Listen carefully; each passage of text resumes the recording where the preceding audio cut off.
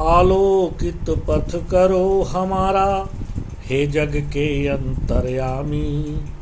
शुभ प्रकाश दो, स्वच्छ दृष्टि दो, हे जड़ चेतन के स्वामी, हे जड़ चेतन के स्वामी।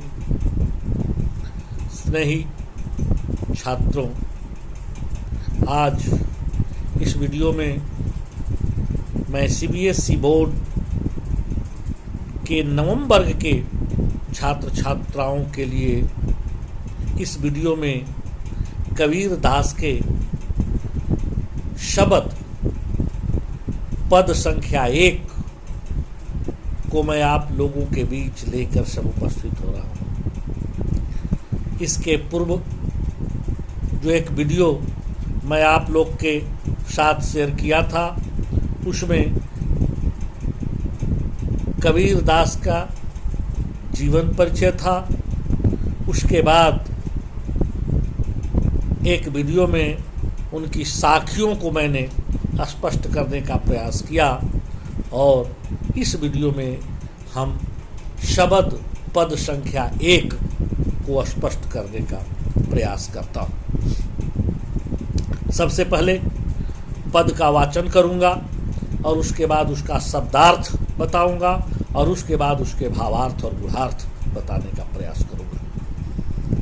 तो वाचन देखें। मोको कहाँ ढूंढ है बंदे, मैं तो तेरे पास में।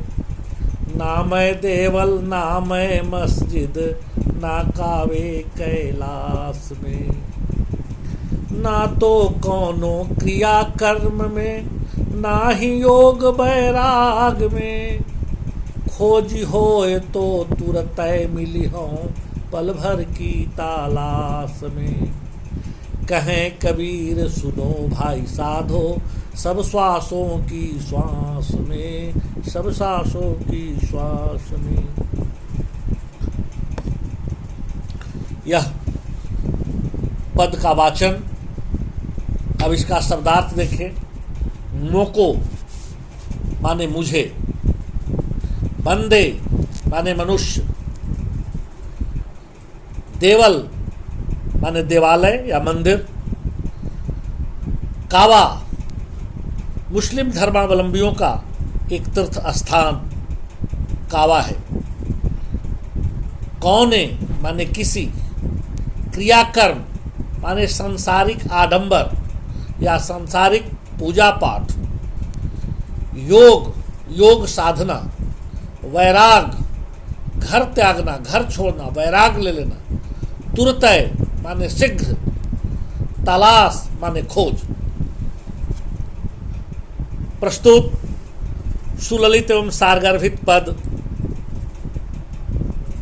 हमारे पाठ्य पुस्तक क्षितिज भाग 1 में कबीर दास के द्वारा रचित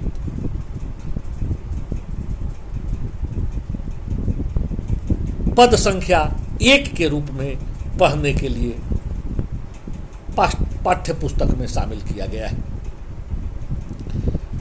इस पद के माध्यम से कबीर दास जी ने बाह्याडंबरों का विरोध किया है।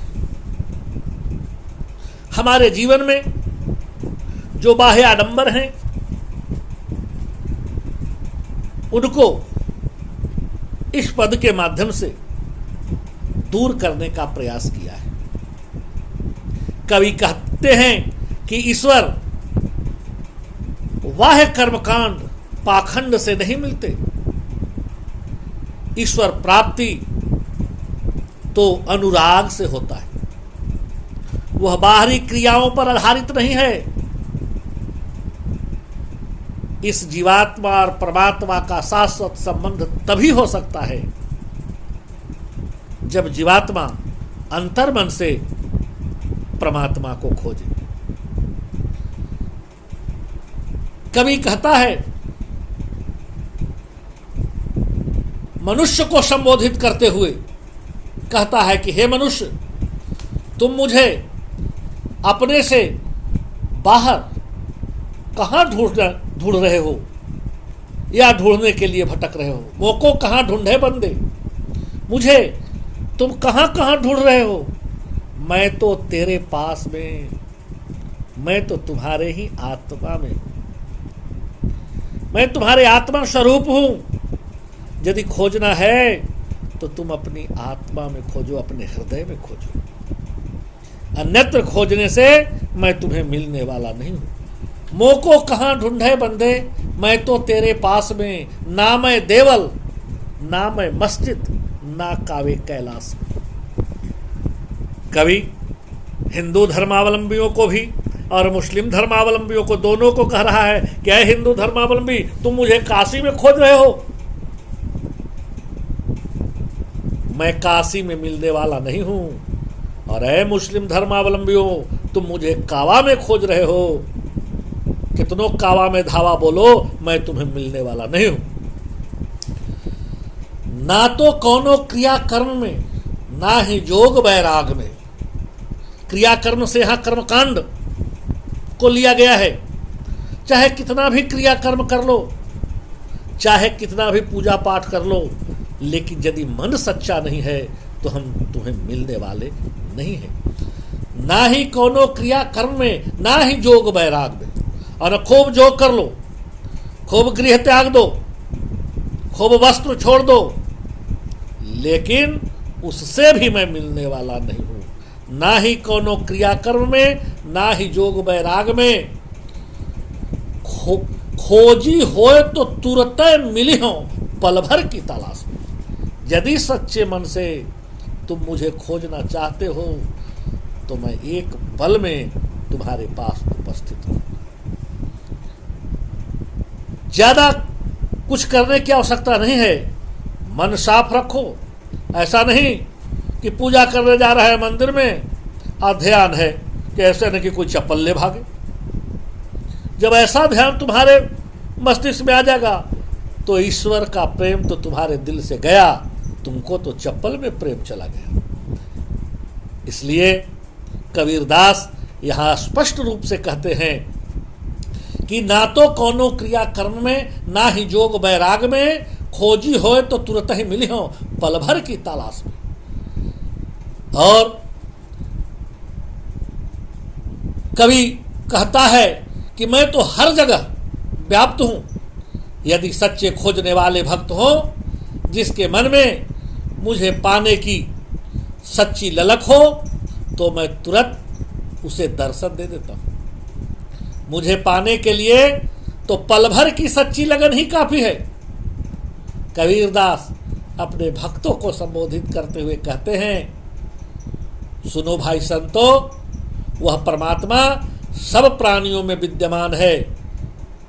जैसे सांस तुम्हारे भीतर है, श्वास तुम लेते हो, वैसे परमात्मा भी तुम्हारे भीतर निवास करता है। वही प्राण बनकर तुम्हारे भीतर समाया हुआ है, रमा हुआ है। अतः उसे खोजना है तो मन में खोजो, बाहर मत खोजो। कवि अपने मार्मिक पद के द्वारा हम सभी को यह बतलाना चाहे कि दैव दैव आलसी पुकारा।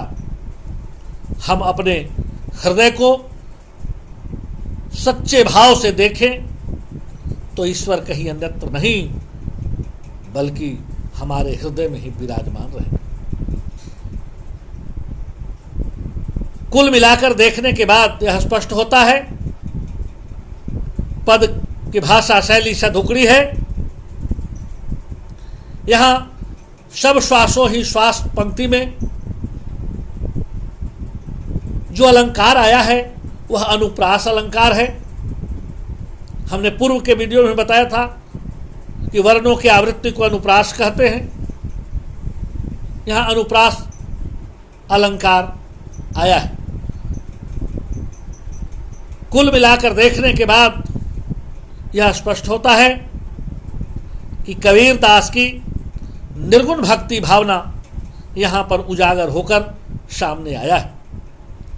एक कर्मकांड और पाखंड के विरुद्ध जाते दिखाई देते हैं। कुल मिलाकर देखने पर यह स्पष्ट होता है कि यह पद अपने आप में अद्वितीय है। धन्यवाद।